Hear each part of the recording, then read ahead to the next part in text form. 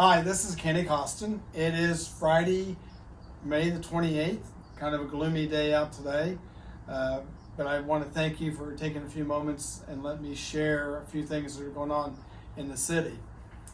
This past week we sent out a media release in regards to paving in Sharman Estates. It will begin June the 7th. We'll go about 2 weeks, weather permitting. And I know there's been some concerns. Yes, I live in Sharman Estates.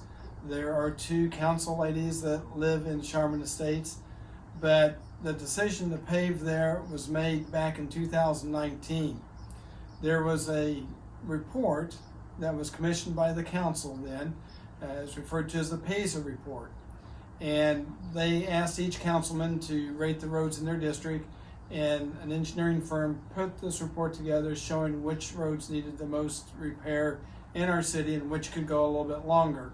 And Sharman Estates was ranked one of the worst roads here in our city, so that's why we are doing those at this time. We've also got about 15 miles of other roads that are going to be paved here in the city this summer. So it's not just Sharman Estates, but there will be other streets that we will get paved here in the city during the summer.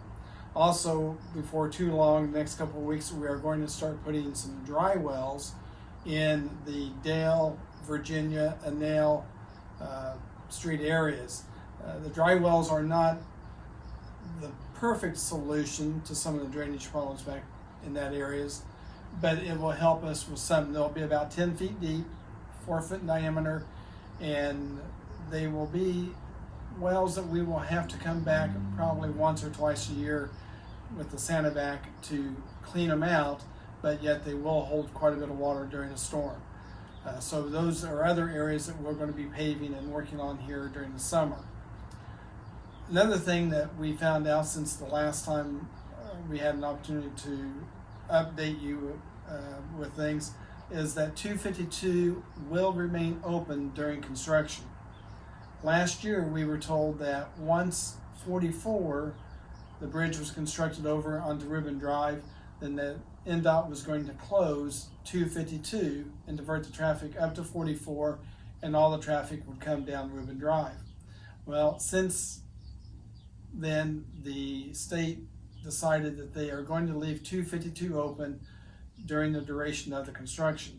Now there may be times when 252 will be closed down for 20 minutes as they set the beams that are going to be used for the bridge for 69 going over 252. But the good news is it's going to remain open for most practical purposes. Also wanted to share that our first summer concert will be next Thursday, June the 3rd. It's going to start at 7 o'clock up on Pike and Jefferson Street. It's a free concert. I understand the weather is going to be fantastic, so I would encourage as many that would be available to come out. The cruise in on the square should also be that same evening, so if you can come down around 5 o'clock, walk through the courthouse square, look at some of the cars that have been brought in, get a bite at one of the restaurants, and then come over for the free concert. Another thing that I would like to start talking about, the Crime Watch is going to have Cupcakes with a Cop. Now, this is going to be on June the 24th, so we have some time there, but it'll be June the 24th from 3:30 to 6:30 at Beefcake Burgers there on Morton Avenue. Crime Watch would like to encourage families to come by, get a free cupcake, get a picture of one of the policemen, and take some time for your children to get to know and see the policeman. So, several things going on. Again, I appreciate you taking the time to listen. And at this time, Mr. Oakes will give you some update on some of the water projects and different projects going on with NDOT. Good afternoon. Hey, I'm Gary Oakes, and I'm going to give you an update on something we haven't talked about at all. Something more long-term that's been long-term. We have a river. We're considered a valley town. So as White River comes past us from the north, this valley town is potentially flooded, and there's a lot of pictures from over the years where it has happened. Now this is a different kind of flood than what we had in 2008 that came from the east. This is a river flood. In a river flood like this, what we have right now is we have 2 levees that protect us from the river.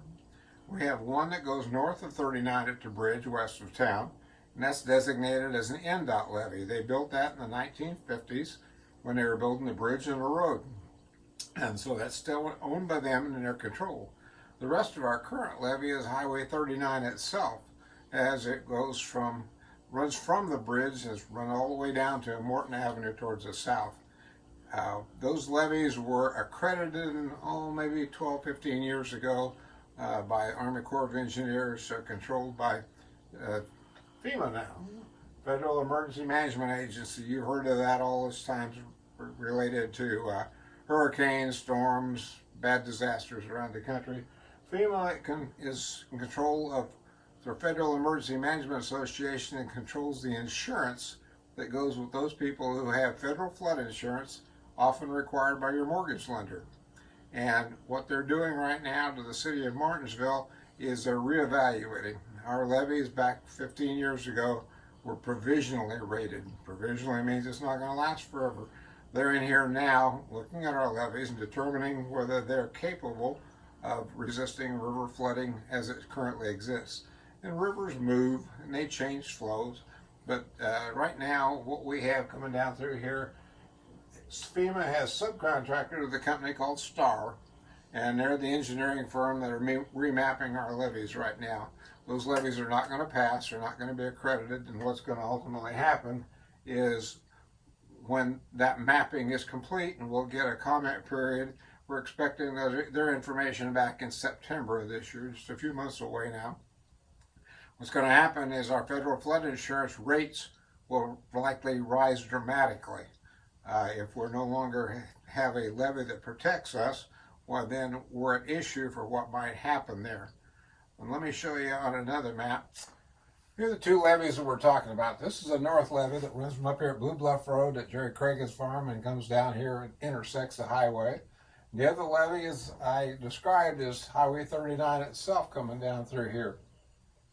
What happens, and potentially can happen, is the river comes up, and even if that levee to the top protected us, what would happen, it was come in here and it backflows into town.